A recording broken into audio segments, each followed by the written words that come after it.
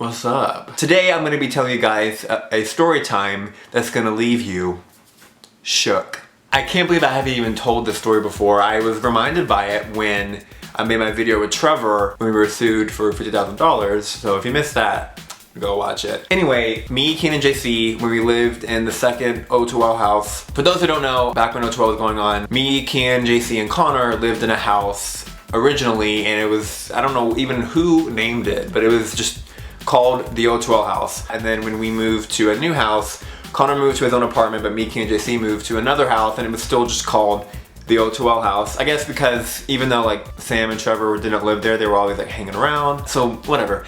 Anyway, we went to the second house and we had the craziest, sketchiest landlord.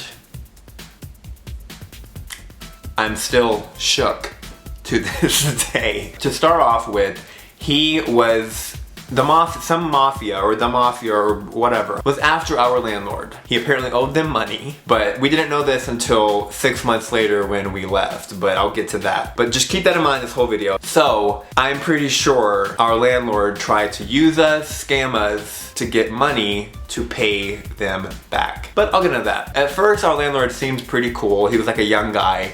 He was really nice, but pretty quickly, like I literally feel like within a week, he started to freak out.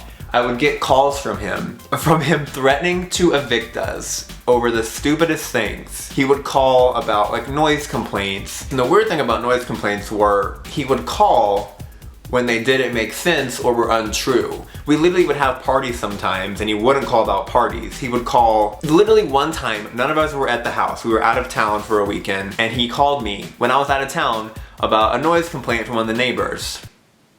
But we weren't there.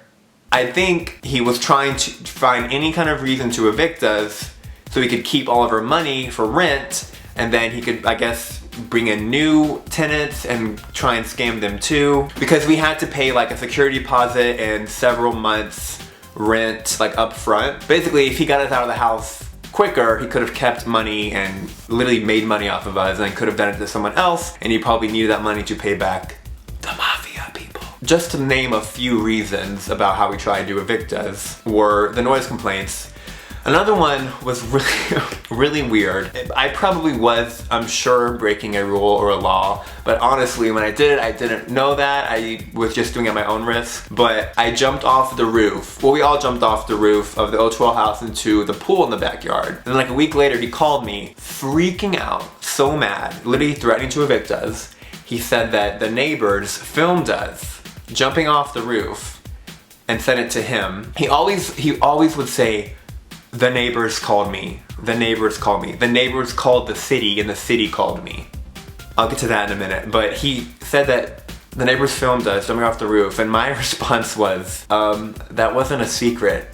I made a YouTube video doing that. Literally, I made a O2L video of me jumping off the roof. It's up. So it was just weird to me that he tried to like act all sly and like, caught you guys, got you, I'm gonna leave you guys shooken. Another reason was he would say the neighbors called again about us leaving too much garbage outside. I don't even remember ever having too much trash. Obviously, we're young, crazy adults and we're lazy and sleep in, so we would miss the trash here and there for like on the curb, but it was never like bad. Like it would be in bags just sitting in the side of our house, but it was in a fence. The neighbors can't even see the garbage. There was so many other reasons that were very pointless and stupid that I could go on about, but what shook me up was that he would always say, the neighbors called me. And he even would say the neighbors called the city and the city called him. The weird thing is, we knew all our neighbors, we met them all. Every time we would have a party, we would tell them ahead of time. We'd be like, hey, we're throwing a party tonight. Just wanted to let you know if things get too loud or wild, please come tell us and we'll calm it down. Don't call the police or anything. So like we were pretty much good neighbors, and our neighbors were nice. One of our neighbors like invited us in one time. Another neighbor was a guy in his 20s. He literally threw parties too. So the neighbors were nice, and they did not seem like the kind that would call the city on us or call him himself.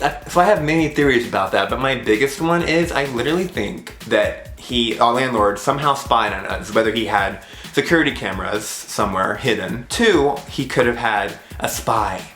I know that sounds ridiculous, but I literally think maybe one of the neighbors, like maybe someone lived in one of the houses, because there was like 5, they could probably see our house. Maybe one of them was a spy for him that he like paid, and they called him whenever anything was slightly out of the ordinary. Or third option, he probably just randomly called us and made up scenarios in his head to try and evict us. That sounds crazy, but I think it's the spy one. He probably had someone that watched us. I kid you not, it was literally his goal to evict us. Probably at least once a week he called me, and I tried to calm him down. I always would say, like, in the nicest way possible, relax. You're freaking out, nothing's wrong, you know, we're not doing anything wrong. So back to my theory about how he wanted to get us evicted so he could make money off of us and pay the mafia back. I'm pretty sure he just tried to find enough reasons to evict us. I think if he had like a full list of things that we did wrong, he could like go to the city, which I still don't know what that means.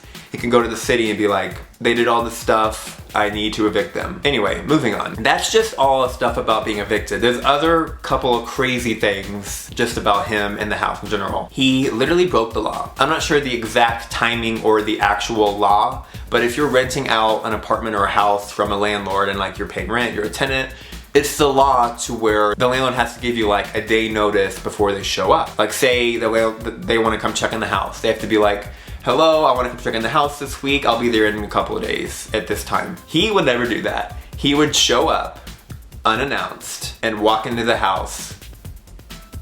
I realize it's his house, but that's illegal and it's an invasion of privacy, and it left me shook. I think he would always try to show up and like try to like catch us in the act of doing something bad that he could like prove to the city, but every time he came, nothing really was that wrong. The next thing was very, very strange, and I still don't know to this day the answer to this, but the garage at the house was locked and blocked off. We could not get into the garage. When we moved in, he was like, oh, I gotta fix the key, I gotta change the lock, whatever, I'll send you guys the keys in a week. Every other like week, we would ask him, can we have the garage keys yet? And he would either avoid the question or just keep saying, oh, I gotta fix it, I'll be there soon. Never got it fixed. So use your imagination, but so many things could be in there, from drugs to dead people. He could have literally been hiding a dead body in the garage and we would not have known. I honestly think he was just hiding really sketchy stuff that may or may not have been connected with the whole mafia people. Like maybe he bought drugs from them, or he owed them drugs, or I don't even know. Maybe he used to work for them and he sold drugs. But also about the house. The house, let me do a little analogy metaphor for you. The house was kind of like, I already have a magazine right here I'm gonna use. Hold on. Here's a Men's Health magazine. Great looking guy, very fit, very muscular. Imagine that's the house. Looks very nice. You wanna go in. But then you open it up and all you get, I gotta find a bad page, hold on. Ooh, is this a free cologne sample? Oh. Hold on, girl. Oh. That is nice. You open up the house and you get some weird article. Here, I have a better idea. You open up the magazine only to find that it's all torn up, ripped to shreds. That was the house. It really was a very nice looking house, very pretty, really cool rooms, but so many things were wrong with it. It was very much a torn, ripped up house. JC had the bedroom above the kitchen, and he took like a bath at his bathtub and it broke the ceiling. I guess the water from the tub made the ceiling wet and it broke. It like, a hole happened. Thankfully he didn't like fall through the ceiling. Imagine him like falling through the ceiling, like onto the stove. I'm getting a funny image right now. Anyway, so we had to get that fixed. Cost a lot of money. We had to fix the ceiling. The AC would stop working all the time. We had to get the plumbing fixed. The toilets didn't work. It was literally like, I feel like every other week we had to call like a plumber or like a handyman to fix things. We literally, I kid you not, we made friends with a handyman because we had to call him so much. In a way we got scammed. He made this house look really nice, but didn't fix so many problems. And it was pretty expensive. I do regret paying a high rent at that house. I've learned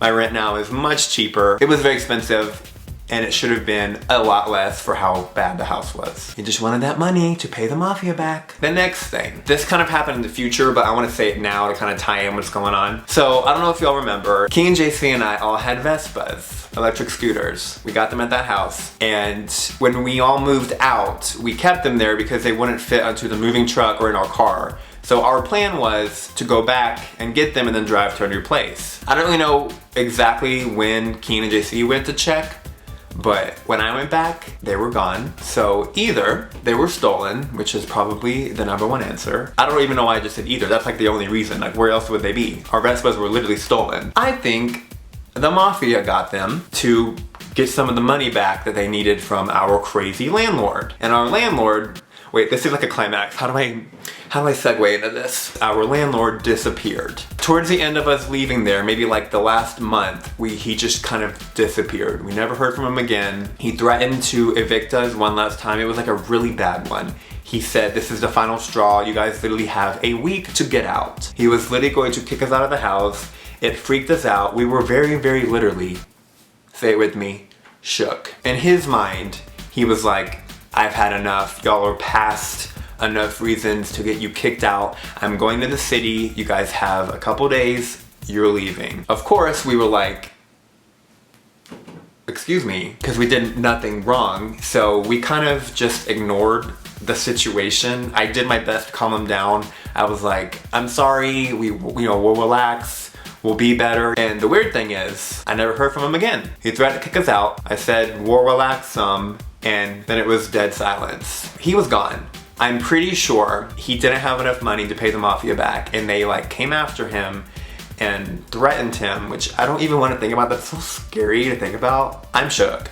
I'm sure I was tired of me saying that. I'm sorry. Just use your imagination. You've seen the movies, but I'm sure they came after him. He freaked out, grabbed all his stuff, and booked it. I'm sure he's off in like Antarctica right now hiding out. Hopefully he's not watching this. If he is, hey, you were annoying. The mafia showed up at our house. I wasn't there, thankfully, because it would have freaked me out. But JC answered the door, and the mafia told him that they were looking for him. JC described them as very scary, freakish, shooky men. And they were looking for the landlord. They asked him where he was, and that he literally owed them money. He told JC he owed them money, and that they were looking for him. And JC was like, I don't know where he is, never heard from him in a while, I don't know what to do. And they said that they'll be back, which was scary. So we were like, well, how about we just move out? They left later than I did. I literally immediately, I went and got a realtor. I found an apartment so quick. I think I literally found it within a day. Like within 2 days, I was gone. The part I mentioned in my video with Trevor, when I talked about how my lawyer is amazing and got me out of a lot of stuff. This is one of those situations, it was very confusing to me. I can't even explain it right. But since we were in like a contractually bound year lease, we moved out of 6 months, and we didn't want to pay 6 more months of a house. So I guess my lawyer just figured out some way, I don't know even who it was with, I guess the city or like the real estate company. I don't even know how that happened, but he figured out a way to get us out of it, and he saved us from paying 6 more months of rent that we didn't want to pay because we weren't living there. So thank you, Danny, once again. Love you for saving my life multiple times. And the weird thing about it all, which is more proof that he definitely disappeared, 4 or 5 months after we moved out, I went back to the house because I left in a hurry. I made sure it was one trip. I wanted one moving truck and my car. So I fit all that I could, but I did have to leave a few things behind. And I wanted that stuff, so I went back one day to get my stuff, and I vlogged it. I literally vlogged it. Live footage. If you guys want to watch that vlog, I'll put a link below. But I broke into the house. It was boarded up. There was wood on the front door. So I went to like the back, and it was unlocked. I just walked in, and it was boarded up. It was stuff everywhere, which makes me think that the city or like real estate people came and just cleaned it up and blocked it off because the owner was nowhere to be found. Honestly, I want to go back and see what the house looks like, and I want to see if anyone lives there. Should I do that? If I should go back to the house for like part of a vlog, thumbs up, and I will. So that's the real story, the truth about why me, Kian, and JC quickly moved out of that house in such a hurry, because we were supposed to live there for another 6 months, but we booked it. I hope you guys liked this video. If you were left shook, give it a thumbs up. But I love you guys so much. Bye.